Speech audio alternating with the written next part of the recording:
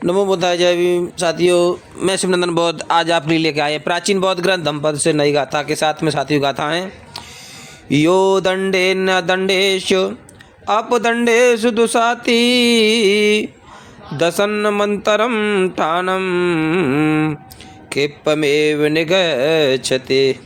अर्थात भगवान बुद्ध कहते हैं, जो व्यक्ति निरपराधों को पीड़ा देता है, सताता है, निर्दोष पर आरोप लगाता है, दोषी बताता है, उसे इन 10 बातों में कोई एक बात जल्दी ही होती है। कौन सी? वेदनम फरुषम जानियम सरिमस्य च वेदन्ते गरुकं वापि अबाधम चित्तक्षेप व पापुड़े।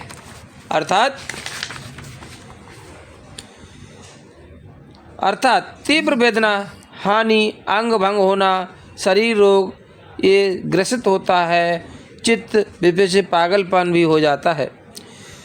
और राजितो उपसंगम अवखनम दारुणम परखतम यातीनम भोगनम पवंड गुरम। अर्थात राजा से दंड पाना, कड़ी निंदा, बंधु बांधवों का निराश, सुख सुविधाओं भोगों का नाश होता है। अवश्य अगारणानि अंगी डहित पावको कायस वेदा दुपयो निरयम सोपजति।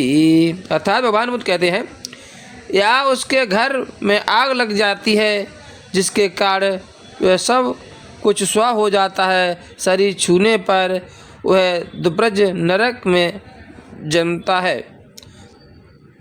और आगे क्या है? न नंगचरिया न जटा न पंका नानसका दंडे लायसिका था रजो च उल्लंघनम उक्कटित ज्ञानम शोधन्ति मंच अवेतड़ंखा। अर्थात जिस मनुष्य के संदेश, आकांक्षाएं, इच्छाएं समाप्त नहीं होती हैं, उसके चित्त की शुद्ध न नंगे रहने से, न जटा रखने से, न कीचड़ लपेटने से, न उपवास करने से, न सख्त पथरीली जमीन पर सोने से, न काथा पोतने से, न राख पोतने से, और न उकड़ू बैठने से होती है। मन ही प्रमुख है, इसके राग, द्वेष, मोह, क्रोध, अहंकार आदि नष्ट नहीं हुए तो शरीर के बाहरी ढोंग, पाखंड, आडंबर करने से कुछ हासिल नहीं होगा। मन की शुद्ध तो बहुत दूर की बात है, फिर चाहे कोई घर परिवार छोड़कर भूखा रहे, उल्टा लटके, टांगों पर सोए, जटा बढ़ाए, गुफाओं में रहे, किसी विचार मार्ग व्यक्ति के प्रति संदेह शक समाप्त होना जरूरी है। धम्म के मार्ग पर चलते हुए अहंकार, सुख सुविधाओं को भोगने की इच्छाएं खत्म करना जरूरी है। भगवान बुद्ध ने सारनाथ में धम्म चक्र परिवर्तन में अपने पहले उपदेश में भिक्षुओं को यह संदेश दिया, भिक्षुओं, 2 अतियों से बचना, शरीर को कष्ट देने की अति और सांसारिक काम वासना को भोगने की अति। न भोगी बनो न त्यागी, मध्यम मार्ग बनो। संसार में रहते हुए संसार में मत रमो। चित्त को शुद्ध करने के लिए ध्यान साधना द्वारा प्रज्ञा को जागृत करो। आर्य अष्टांग मार्ग का पालन करो, यही निर्वाण का मार्ग है। आगे साथियों क्या कहा भगवान बुद्ध ने? अलंकतो चेप समम चरेश संतो दंत नियमो ब्रह्मचरी सभ्ये भूतेषु निबधाय दंड सो ब्राह्मणो सो समरणो च भिक्खु।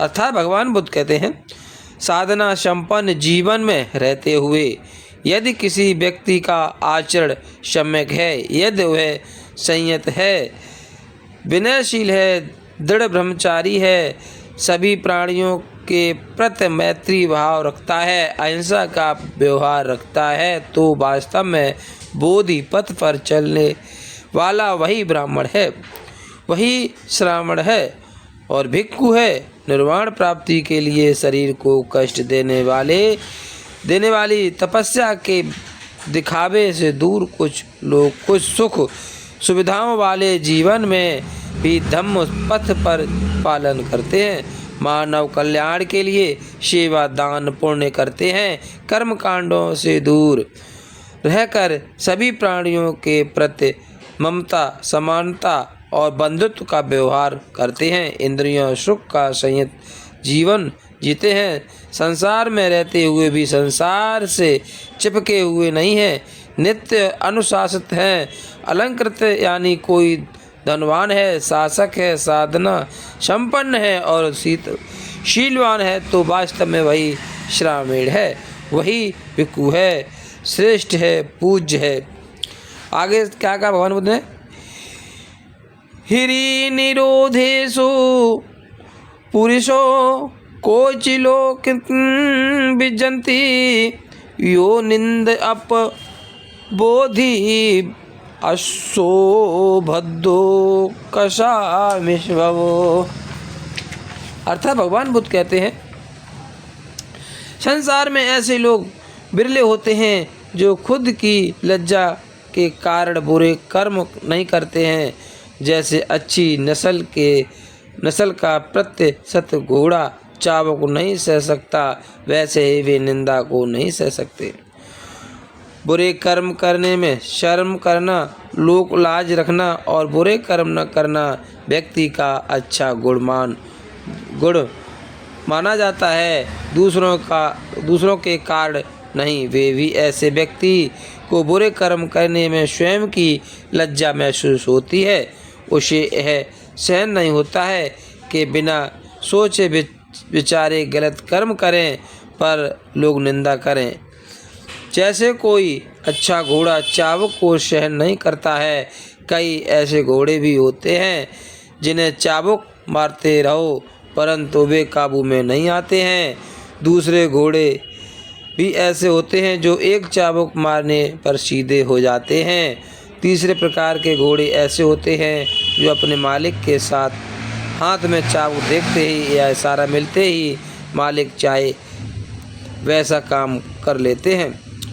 इसी प्रकार मनुष्य में भी संकोच, शर्म, लज्जा का स्वभाव होता है, इसीलिए लोग अपने स्वाभिमान, गौरव, धम्म की सीख की भावना के कारण बुरे कर्म करना और मन में ऐसे विचार पैदा करना भी बुरा समझते हैं। उन्हें स्वयं के आचरण के हिफाजत और लोक निंदा की चिंता होती है, इसीलिए वे स्वयं पर संयम रखते हैं। वे खुद की लज्जा के कारण अपने को बुरा आचरण से बचाते हैं।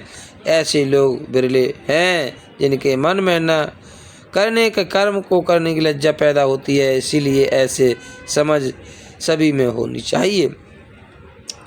लज्जावान व्यक्ति जागृत रहता है, हिंसा, चोरी, झूठ, बेईमानी, क्रोध, नशे से बुरे परिणाम के प्रति पूरी तरह वाकिफ रहता है, इसीलिए उसका मन कोई भी गलत काम करने से रोकता है। वह अपराध की बजाय उसे स्वयं के स्वभाव और आचरण के खिलाफ समझकर नहीं करता। कोई सिर्फ अपराध समझकर नहीं करता है और लज्जा के कारण नहीं करता है, दोनों में काफ़ी फर्क है।